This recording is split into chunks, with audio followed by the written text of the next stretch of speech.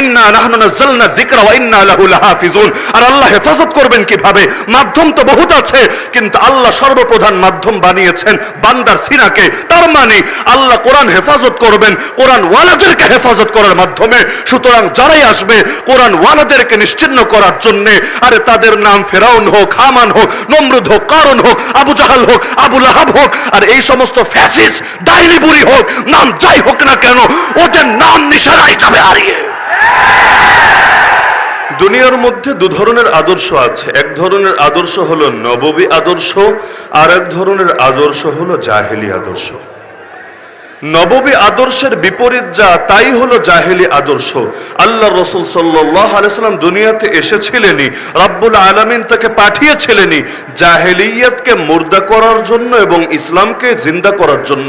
হুয়াল্লাযী আরসালা রাসূলাহু বিল হুদা ওয়া দীনিল হক। কোরআন বলে দিচ্ছে তিনি সেই আল্লাহ যিনি তার রাসূলকে পাঠিয়েছেন হেদায়েত দিয়ে এবং দ্বীন হক দিয়ে, লিইয়ুযহিরাহু আলা দ্বীনি কুল্লি, যাতে করে সেই রাসূল ইসলামকে, দ্বীনকে, দ্বীন হককে, খোদার শরীয়তকে বিজয়ী করেন বাকি সকল দ্বীনের উপরে। সেই দ্বীন কোন ধর্মের নামে হোক, সেই দ্বীন কোন মতবাদের নামে হোক, সেই দ্বীন জাহেলিয়াতের রূপে হোক, সেই দ্বীন যেমনই হোক না কেন, সকল জাহেলিয়াত হবে মুর্দা, আল্লাহর জমিন আল্লাহর দ্বীন হবে জিন্দা। এজন্য আল্লাহ থেকে প্রেরণ করেছেন। এই লক্ষ্য আল্লাহর রাসূল সেই মক্কার জীবনে পর্যন্ত, মদিনায় না শুধু, মক্কার জীবনে পর্যন্ত এতটা স্পষ্ট রেখেছিলেন। যখন এই আবু জাহাল এবং তার অন্যান্য সাঙ্গপাঙ্গরা আল্লাহ রসুলের চাচা আবু তালেবকে এসে বুঝিয়েছিল, তোমার ভাতিজাকে থামতে বলো, বিনিময়ে সে যা চায় তাই আমরা দেব। নারী চাইলে আরবের সবচাইতে সুন্দরী নারী এনে দেব, আরে সে যদি সম্পদ চায় সম্পদের পাহাড় বানিয়ে দেব, যদি ক্ষমতা চায় তাও বলে ফেলুক, তাকে দারুন নদওয়া নামক পার্লামেন্টের মেম্বার বানিয়ে নেব। আর যদি জিনে ধরে সেটাও বলুক, আমরা সবচাইতে ভালো কবিরাজ ডেকে এনে চিকিৎসা করাবো। নাউযুবিল্লাহি মিন যালিক।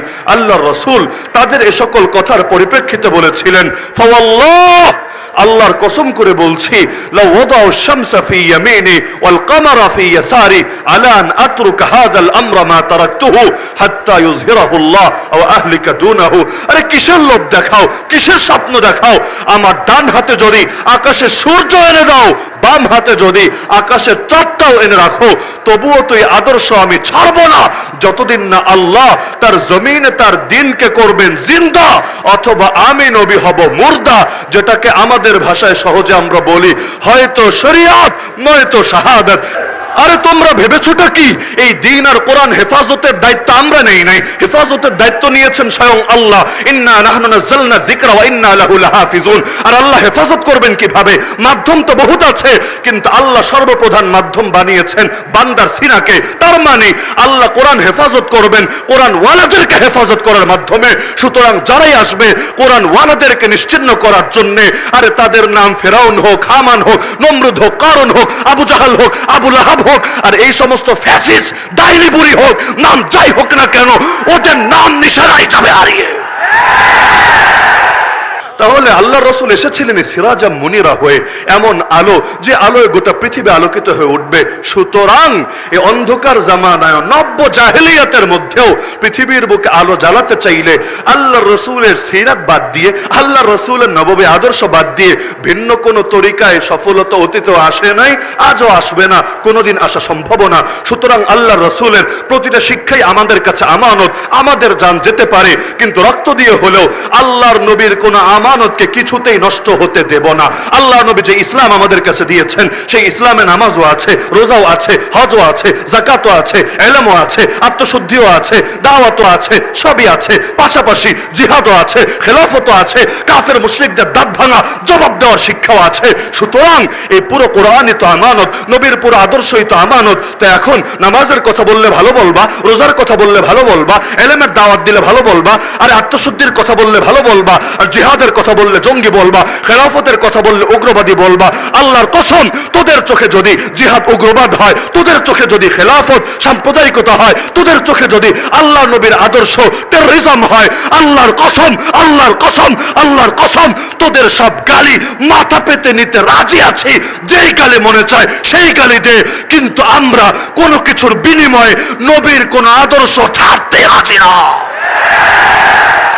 হাত থেকে খাবার পড়ে গেছে, সেই খাবার উঠাচ্ছেন। এটা কি এমন আহামরি বিধান? ফরজও তো না, ওয়াজিবও তো না, এমন না যেটা না করলে ঈমান শেষ হয়ে যাবে, যেটা না করলে ফাসেক হয়ে যাবে। বাদশার সামনে বসে খাচ্ছেন, খাবার পড়ে গেছে, সেই খাবার উঠাতে শুরু করেছেন। পাশ থেকে বলে, আরে এই রাজা বাদশার দরবার এটা, এখানে এক লুকমা খাবার পড়লে কেউ উঠায় না, উঠালে বলবে ফকির নির্পুত, জীবনে ভালো খাবারও মনে হয় চোখে দেখে নাই। সেই সাহাবী বলে, আরে কিসের কথা বলো আমাকে? আতরুকু সুন্নাতা হাবিবি লিহাউলাইল হুমাকা, এই গর্দবদের জন্য আমি আমার হাবিবের সুন্নাত ছেড়ে দেব নাকি? সারা দুনিয়া যারা জঙ্গিবাদে ভরে তুলেছে, ওরা যদি দিন শেষে আমাদেরকে জিহাদের পক্ষে থাকার কারণে জঙ্গিবাদী বলে, আমরা বলবো তোরা গালি দিতে দিতে দিতে মুখে ফেনা তুলে ফেল, তোদের গালি আমাদেরকে কিছুতেই আল্লাহর দিন থেকে সরাবে না। জঙ্গিবাদ মানে যদি হয় ধর্মের নামে সন্ত্রাস, তাহলে ইহুদি বাদীরা, ইসরায়েলের হানাদাররা জঙ্গি হবে না কোন দুঃখে?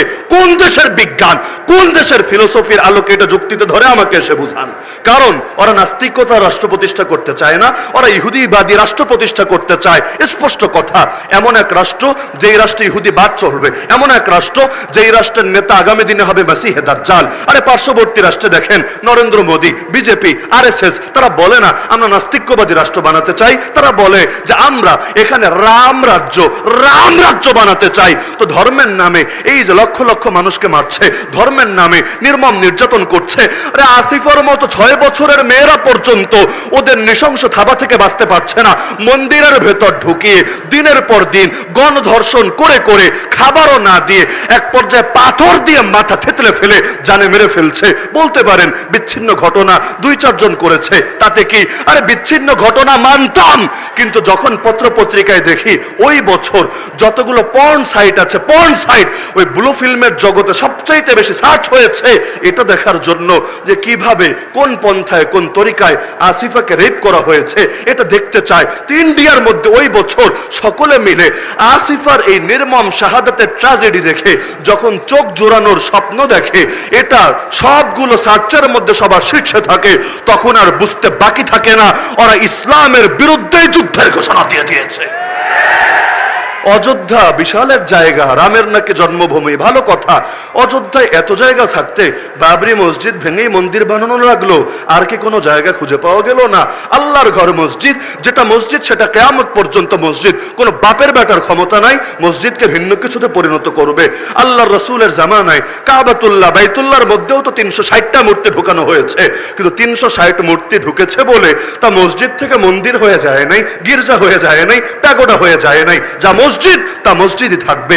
যার কারণে আল্লাহ নবী মক্কা বিজয়ের পর একটা মূর্তিও বাকি রাখেন নাই, মূর্তিও বিদায় করেছেন, ভাস্কর্যগুলো বিদায় করেছেন, সেখানে দেয়ালে দেয়ালে যে চিত্র আঁকা ছিল সেগুলোকে প্রলেপ দিয়ে মুছে দিয়েছেন। তার মানে কি? যে মসজিদ মসজিদই থাকবে, 1000 মূর্তি ঢুকেলেও মন্দির হবে না। তো যা বাবরি মসজিদ ছিল কিয়ামত পর্যন্ত তো মসজিদই থাকবে। আরে বিল্ডিং একটা না 10টাও যদি ভাঙো, মূর্তি একটা না লক্ষটাও যদি ঢুকাও, তবুও কোনোদিন মুসলমান এটাকে মসজিদ ছাড়া ভিন্ন কোনো কিছু কল্পনা করবে না। আজকে দুর্বল তাই মুসলমান কিছু করতে পারছে না, সর্বোচ্চ প্রতিবাদ করছে, কিন্তু এ কথা বলতে কোনো ভয় নাই, কোনো দ্বিধা নাই, কোনো সংকোচ নাই, কোনো লজ্জা নাই, কোনো বাতিলের মুখের দিকে তাকিয়ে কোনো কার্পণ্য নাই। ইনশাআল্লাহ যেদিন মুসলমান ক্ষমতা পাবে, যেদিন মুসলমান শক্তিশালী হবে, তারা আবারও বাবরি মসজিদকে আবাদ করবে ইনশাআল্লাহ। তাহলে এই যে আল্লাহর ঘর ভেঙে মন্দির বানালো, ধর্মের নামে ধর্মের চেতনা লাগিয়ে তো করলো, ওদেরকে জঙ্গিবাদী কেন বলা হবে না? আমাকে বলেন। আল্লাহর রাসূল সাল্লাল্লাহু আলাইহি ওয়াসাল্লাম আমাদেরকে এক আদর্শ দিয়ে গিয়েছেন, আমাদের কাজ জাস্ট নবীর আদর্শ হুবহু অনুসরণ করা, যুক্তির পেছনে অন্ধত্বের পেছনে না ছুটা।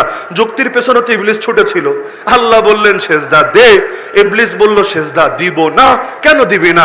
আনা খায়রুম মিন, আমি হলাম উত্তম, নবী হলো অধম। বাহ, সাহসটা কত বড়! আমি হলাম উত্তম, নবী হলো অধম। কেন?